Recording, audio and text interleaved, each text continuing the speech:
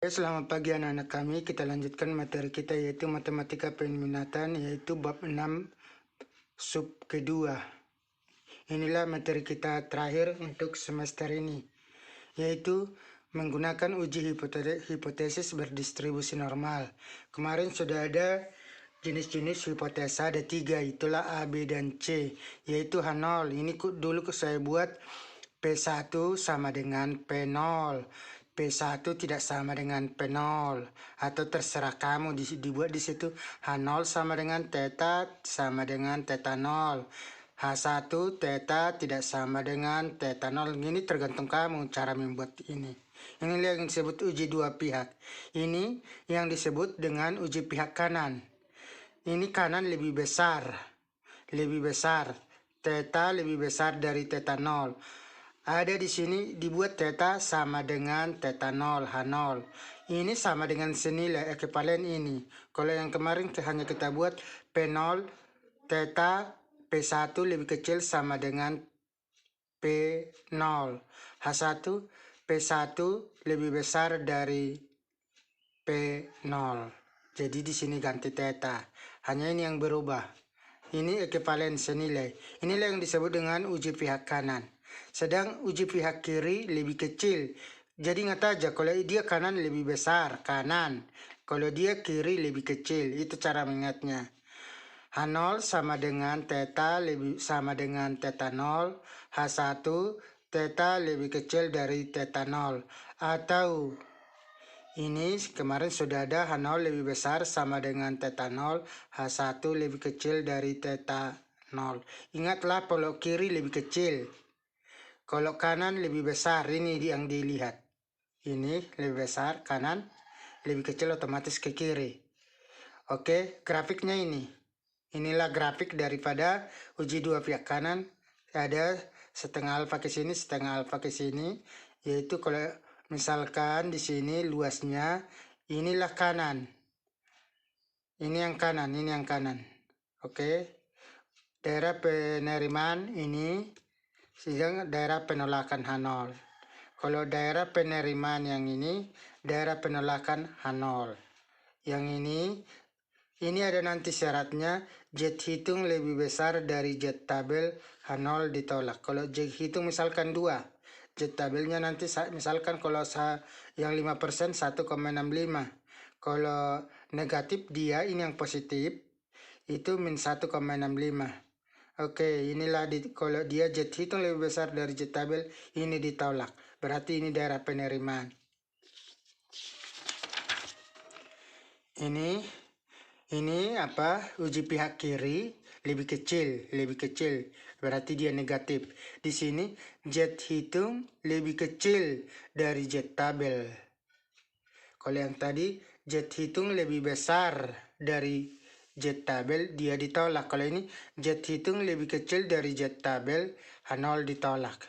Oke, untuk 5% itu 1,65 atau min 1,65. Artinya di sini kalau dia 5%, Z tabelnya sama dengan 1,65, sedangkan kalau dia untuk kiri, uji pihak kiri, ini yang uji pihak kiri min 1,65, karena ini positif, ini nanti negatif. Karena yang sebelumnya ada kita gambarkan itu minus 3,00, minus 2,00, minus 1,00, 0,01 sampai dengan 3,00 yang kemarin. Oke, biasanya untuk distribusi normal N-nya itu biasanya diambil biar bagus, datanya itu harus lebih besar dari 30. Kalau datanya 10, dia nggak bisa bagus, nggak normal dia kurvanya. Jadi kalau statistik itu biasanya kalau N lebih besar dari 30, artinya ini. Kalau untuk menentukan Z hitung di sini Z hitungnya sama dengan X dikurang rata-rata per simpangan baku per akar dari N. Ini itu banyaknya percobaan, banyaknya data. Ini simpangan baku atau torsi, ini rata-rata, ini data yang diteliti X. Ini Z hitung. Bedakan kalau ditanya Z hitung ada akar daripada N. Kalau hanya ditanya nilai Z, ini tidak ada N-nya. Cara mengingatnya, ingat. Kalau nanti ditanya soal Z hitung berarti ada akar N. Sampel yang diteliti. Ada berapa yang diteliti. Sedangkan kalau tidak ada kata hanya nilai Z, berarti nggak ada kata hitung. Berarti Z yang kemarin 61 itu rumusnya X dikurang rata-rata per simpangan baku. Itu bedakan. Oke, kita lihat contoh. Berdasarkan catatan plat baja yang dihasilkan oleh suatu perusahaan industri baja memiliki rata-rata panjang 100 cm dengan simpangan baku sebesar 4 cm. Setahun kemudian dilakukan pemeriksaan secara acak terhadap 36 plat. Berarti ini yang diteliti N sebanyak 36. Dari pemeriksaan tersebut didapat data bahwa panjang rata-rata adalah 102. Inilah yang diteliti 102. Jadi ini yang jadi X. Bukan rata-rata mu nanti itu. Rata-rata adalah 100. Karena rata-rata panjang 100. Ini yang rata-rata. Sedangkan yang diteliti adalah ini. 102. Rata-ratanya itu yang jadi X. Bedakan. Dengan menggunakan tingkat kesalahan 5%. Berarti dia senilai 1,65 atau min 1,65. Dan dianggap bahwa simpangan baku tidak berubah. Apakah catatan semua dapat dipertahankan? Ini yang kita teliti. Jawab, N-nya 36. X ini 100. X di sini 102. Ini simpangan baku 4. Rata-rata 100. Z hitung. X dikurang rata-rata per simpangan baku per akar dari N. Ini menjadi 102 dikurang 100 per 4 per akar 36. Sama dengan 2 per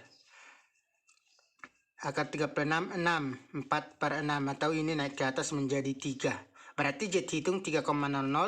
Z tabel 5% karena diambil positif, karena ini positif berarti ini 1,6. Seandainya ini negatif, yang kita ambil negatifnya. Karena Z tabel lebih kecil dari Z hitung, maka H0 ditolak. Atau karena Z hitung lebih besar dari Z tabel, maka H0 ditolak. Berarti catatan semua dapat dipertahankan. Itulah kesimpulannya.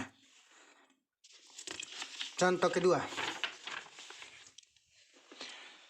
Seorang penjual lampu mengatakan bahwa lampunya dapat tahan pakai 1000 jam. Berarti rata-ratanya 1000 jam. Berarti inilah yang disebut rata-rata mu. Untuk membuktikan kebenaran pernyataan penjual lampu tersebut, dilakukan penelitian dengan menguji 50 lampu. Berarti N-nya ada 50. Dan ternyata memperoleh rata-rata 985 jam. Berarti nilai yang diteliti X. Jangan salah menempatkan yang mana rata-rata, itu yang paling utama. Yang mana dia X. Inilah X-nya, ini rata-rata. Karena kata penjual lampu rata-ratanya 100 jam. Setelah diteliti rata-rata 985. Berarti ini yang X. 985 ini. Kalau salah nanti jadi salah. Jam dan simpangan baku 60 jam. Data percobaan berdistribusi normal selidiki dengan taraf signifikansi 0,05 atau 5%. Apakah pernyataan penjual lampu itu benar? Coba kita lihat. X 985. Ya, rata-rata 1000 karena kata penjual lampu katanya tadi. Setelah diteliti itulah sebagai X. Oke. N-nya 50, simpangan baku 60. Masuk ke rumus. Z hitung sama dengan X dikurang rata-rata per simpangan baku per akar dari N.